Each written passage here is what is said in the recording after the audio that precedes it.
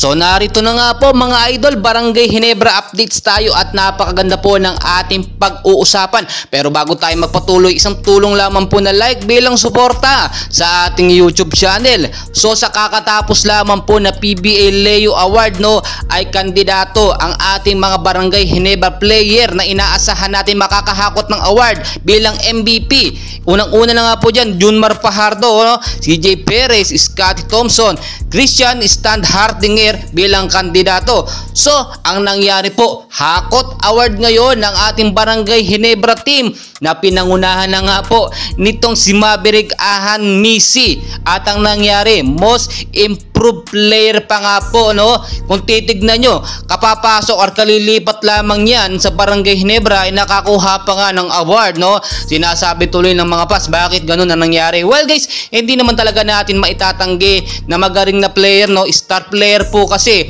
ng Converge ito nga pong si Maverick, kaya hindi nakakapagtaka na nakakuha siya bilang isang most improved player at talagang dapat niya yung makuha, At ito nga po, nakakuha rin ng award itong si Christian Stan Hardinger bilang isang all defensive team. At ito po ang matindi talaga, bilang isang MVP nakuha po ng ating sentro nga si Junmar Fajardo, At talagang hindi po natin inaasahan yan. Siyempre ang dami niyang kakompetensya na very qualified din, pero nakuha ng ating pambato na si Junmar Fajardo. So pasok naman po sa first mythical team ang ating mga pambato, which is si Christian Stan Hardinger, Junmar Fajardo, Jamie Malonzo, CJ Perez at si Scotty Thompson.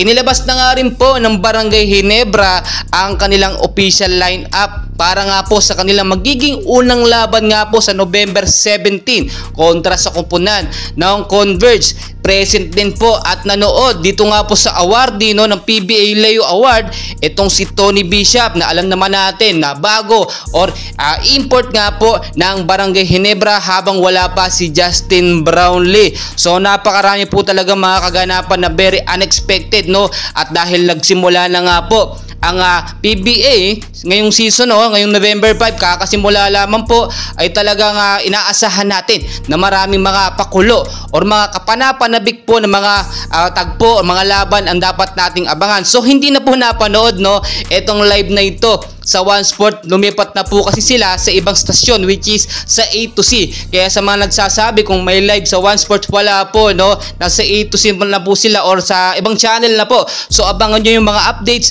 and po marami pang kaganapan na ating dapat bantayan. So ngayon po, kahit wala pong Justin Brownlee, ay nakikita nyo naman ang Barangay Ginebra natin bilang isang defending champion ay pinapatunayan talaga nila na sila pa rin na magsa-champion ngayon. Maraming mga fans tuloy nagsasabi hindi na kapanapanabik or hindi na po exciting manood ng PBA kung ikukumpara noon. Ngayon po kasi hindi pa nga nagsisimula, tila alam na natin kung sino ang magsa-champion. Well guys, wag tayo magsalita na tapos, Do alam naman natin malakas ang kupunan ng Barangay Ginebra dahil meron Tony Bishop kahit wala po si JB at meron pang star player na si Maverick Ahan Misi. Pero it doesn't mean na sila na po ang magcha-champion. Pero syempre, ang suporta po natin nasa Barangay Ginebra. So wag po kayo mawalan ng pag-asa, hindi pa natin malalaman talaga kung sino ang magkakampiyon ngayong season. So dapat tutukan natin ang mga laban at abangan natin yung ating mga paboritong mga player at mga paboritong teams which is talaga magbibigay sa atin ng kapanapanabik na laban. Well guys, patuloy ko po kayong i-update and please, ako po yung nakikiusap sa inyo. Isang like lang po, subscribe and pahit na rin po ng notification bell para updated kayo sa ating mga Barangay Ginebra at PBA updates. Maraming salamat.